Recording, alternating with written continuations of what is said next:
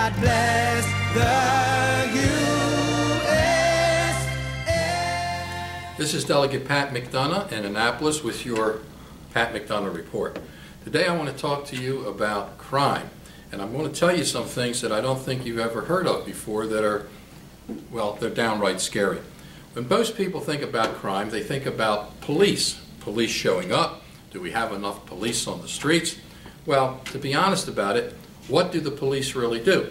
After the crime's been committed, after a child's been murdered, if it's a drug deal, they show up, you get the chalk lines, you get the yellow tape. How much crime can they really prevent? Here is the dirty little secret. The real protection of public safety and crime victims is not located in the police department or even the state's attorney's office. It's located right here in Annapolis. That's right. The governor of this state and the Maryland General Assembly, those people are the top law enforcement and protectors of this state. Let me explain that to you. If we arrest someone, whether they're a murderer or a rapist or any kind of criminal, what happens? We prosecute them. That means we need to have judges. Who appoints the judges? Are they good judges? Are they tough judges? Are they fair judges? The governor appoints the judges. And then after that happens, where do they go? Well, sometimes they go to prison. A lot of times, unfortunately, they go back out on the street. Who makes that decision? The governor and the Maryland General Assembly. It's called sentencing guidelines, or mandatory sentencing, or just sentencing in general. One of the problems we have in Annapolis is we have too many people who are criminal advocates. I don't get it. I don't understand it. When I campaign for election or I go out into the community, I never have someone come up to me and say, Delegate McDonough, we are just too darn tough on these criminals. Is there some way you can get some early release? Is there some way you can get these dangerous, repeat, violent offenders back out on the street and get them back in my neighborhood? I can tell you in 12 years, I've never had one person ever come up to me and make that kind of crazy request.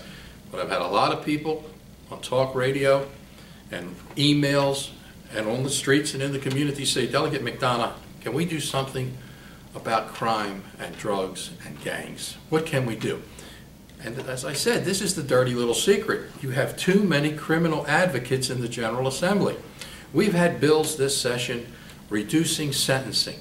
Give them more education, paid for by the taxpayers. And when you give them more education in prison, then you let them out earlier. You give them early release, good time credits. We have a revolving door in the state of Maryland for criminals. We have the highest parole rate in the country. We have one of the most liberal, if not the most liberal, early release, good time credits program. And we have among the highest recidivism rates in the nation. And then we have people down here who want to repeal the death penalty, get rid of the death penalty. I don't even call it the death penalty. I call it capital justice. It's not capital punishment, it's capital justice. And when you think about it as capital justice, you start thinking about the victims. There's always advocates for the criminals. There's always supporters for the murderers.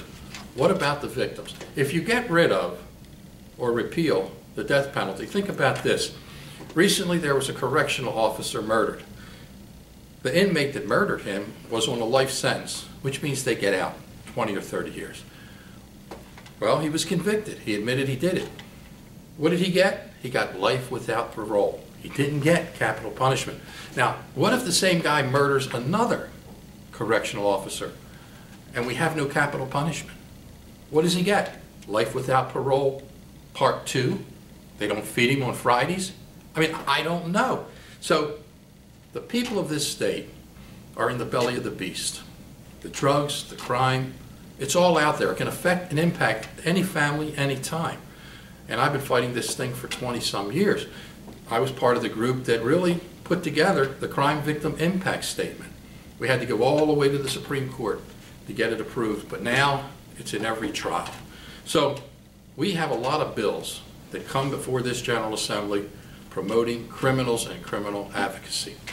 And I would say this to you, when you contact the Maryland General Assembly and you contact your legislators, please, I plead with you, make sure you tell them you don't want leniency and criminal advocacy in the General Assembly. You want to protect the public safety in Maryland. You want to take care of crime victims in this state.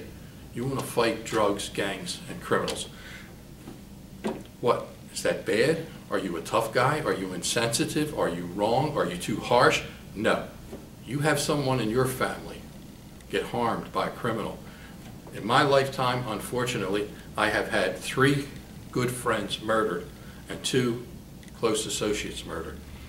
I've been there. I've been to the funerals. I know the families. It can happen to anyone at any time. We need a tough public safety environment in this state. We need to build the prisons to put people away and keep them away so that they can't do harm in the community. We need tough laws. It's not happening in Maryland, just one of the shortfalls in what I call Wackoville, the state of Maryland.